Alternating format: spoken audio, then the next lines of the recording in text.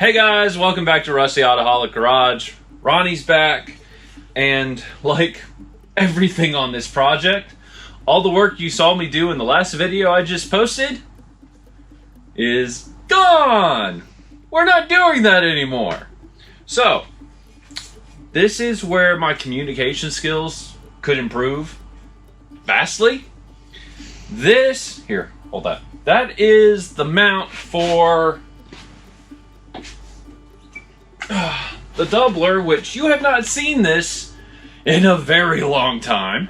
But we're going to remedy that today. So instead of making a transmission cross member, we're going to build a doubler, which, well, it's the other piece, but it kind of hooks to here, like that, or maybe like that, whatever.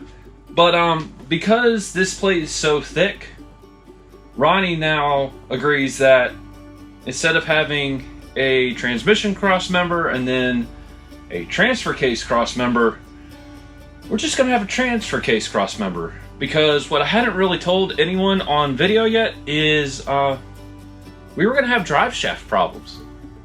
The drive shaft was going to go right through the cross member. So, all that work you saw me do in the last video, which took me 3 weeks to do, we're not doing it. So, but anyway, we are gonna start trying to figure out. Actually, here, I haven't shown it this yet. Sorry. That gear right there is the piece that has held up the entire doubler setup. They tell you to bake this in a barbecue grill, and the gear will fall right out. I have baked this at 600 degrees for 4 hours. Gear didn't fall out. So, on today's episode video, we're gonna butcher this case. We're gonna get the gear out. We're gonna build the doubler, and hopefully by the end of the day, have that mounted on the frame, because that should be easier to design on the frame, because the frame's square and parallel. We're not dealing with angles anymore. So yeah, let's just forget everything we did in the last episode and start again.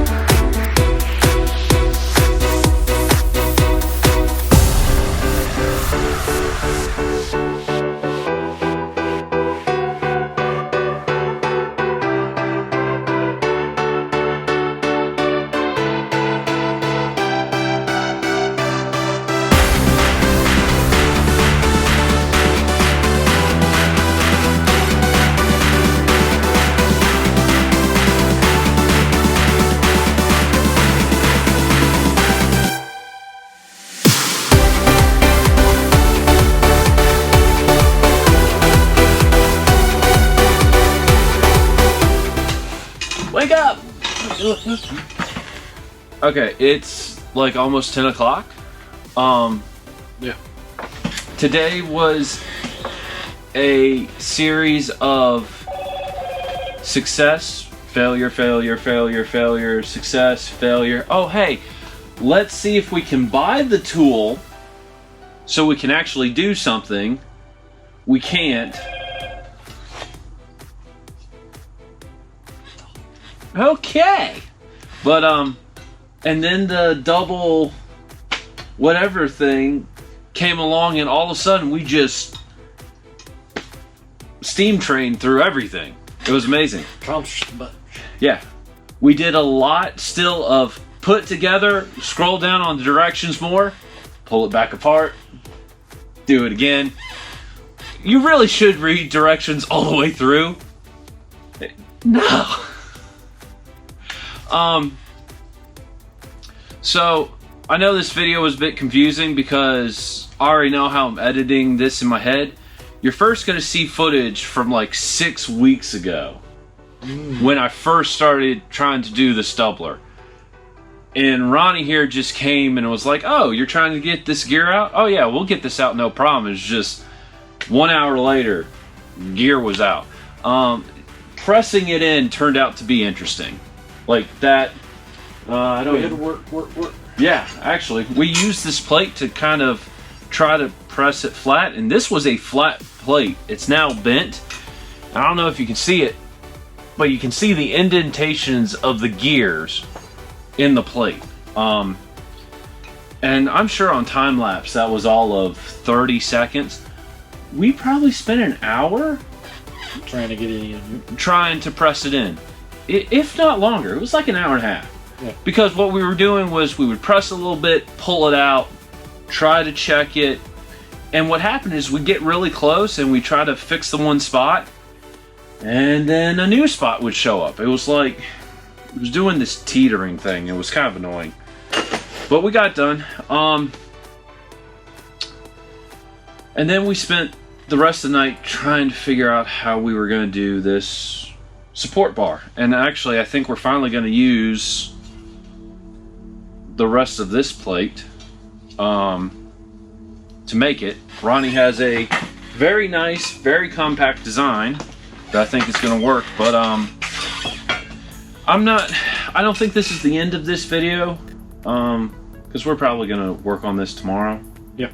Yeah, so this is just a quick little pause, and when you see us in the morning, we're probably going to look about the same, but it's going to be light outside. Yeah. See you in the morning. Oh, wait, I've always wanted to do this. And not enough sleep. Not even close. No. Anyway, so we're back. I am wet right now because we got tired of falling in our face off the transfer case. So we power washed it, and it's 10 pounds lighter. But anyway, I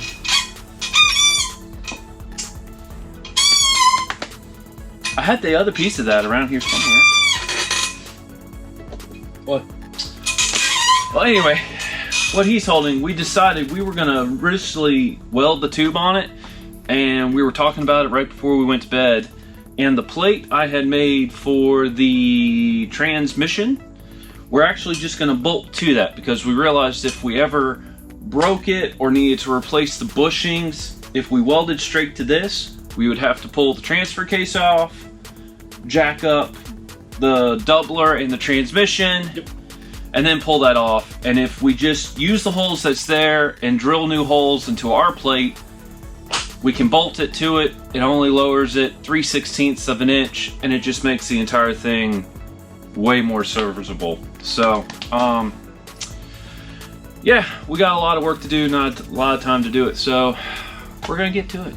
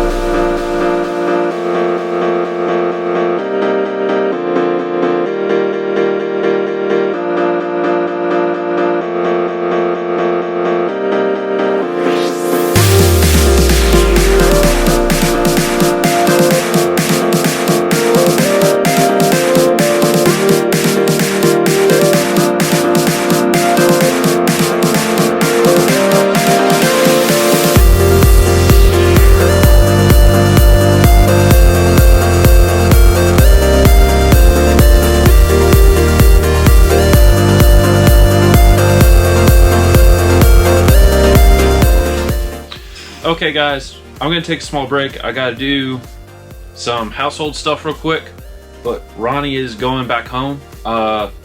We do not live in the same town or the same county, but we do live in the same state.